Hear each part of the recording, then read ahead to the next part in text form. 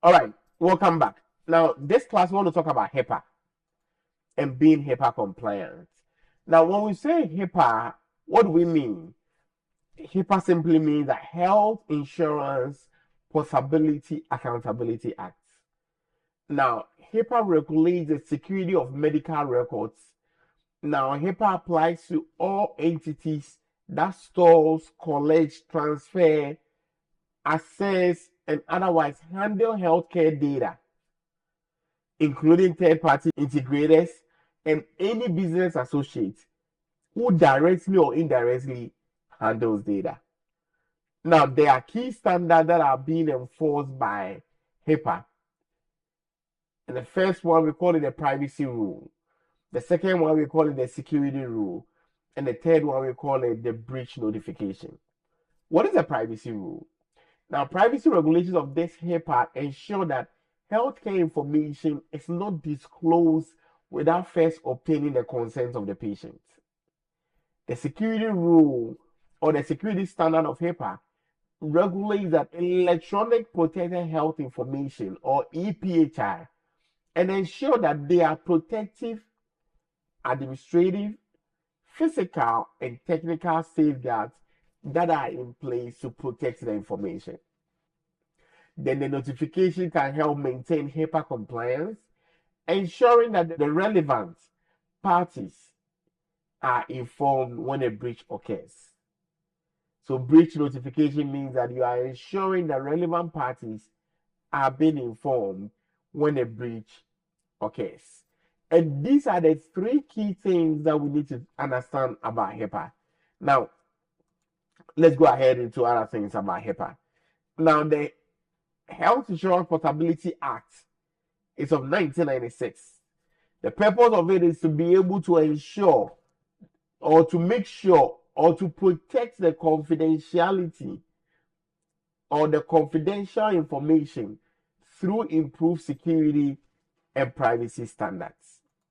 And so what we always say is that what HIPAA is about mitigating the risks of a potential breach of patient health information. It is a step that is being taken to control or prevent a hazard from causing harm and to reduce the risks to a tolerable and acceptable level. Now, when we talk about HIPAA, there are two entities that are mostly involved. The covered entities and the business associates. Who is being notified as a covered entity? A covered entity is any provider of medical or other healthcare services or any supply that transmits healthcare information in electronic form in connection with a transaction for which HHS has adopted a standard. And so we'll say that this includes health plans, healthcare clearinghouses that perform electronic healthcare billing functions. All of them are what we call the covered entities. Now, let's look at what a business associate is. When we say a business associate, with certain exceptions, a person or an entity that creates, receives, maintains, transmits PHI for a function or activity regulated by the privacy rule for a covered entity. Then the next one, we say that it provides legal, actuarial, accounting, consulting, data aggregation, management, administrative, and accreditation of financial services to or for a covered entity and need to access PHI. And so if you provide any services to a covered entity and you need to process PHI, you become a business associate. And I hope that makes so much sense to you. Now, what is this PHI that we are talking about? PHI simply means protected health information. So any information that can be used to be able to identify an individual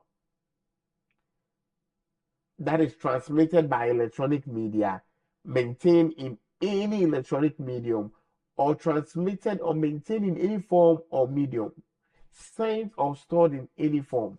That is what is being referred to as protected health information. And these are examples of protected health information, from date, birthday, fax number, all the way to biometric identifiers, healthcare beneficiary plan, and so on and so forth.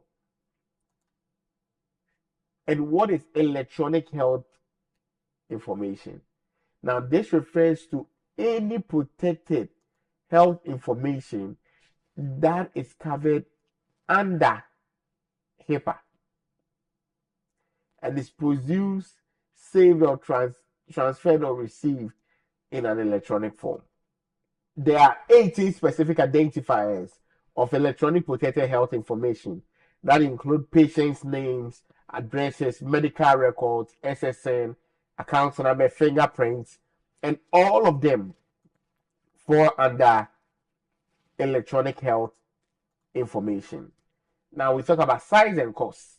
Now, the size of your healthcare related practice or business is not a factor in meeting compliance requirements.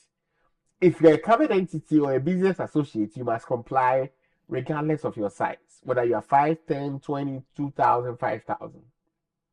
The cost to implement HIPAA requirements cannot be used as a reason not to meet compliance requirements.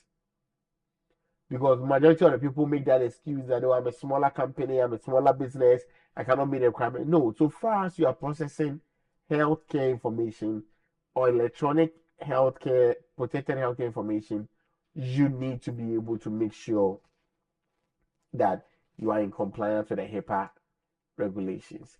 And that's all that I have for this. If you want an extensive class or an in-depth class, kindly look out for our HIPAA class, and I'm sure that you will love it. All right, see you in the next class.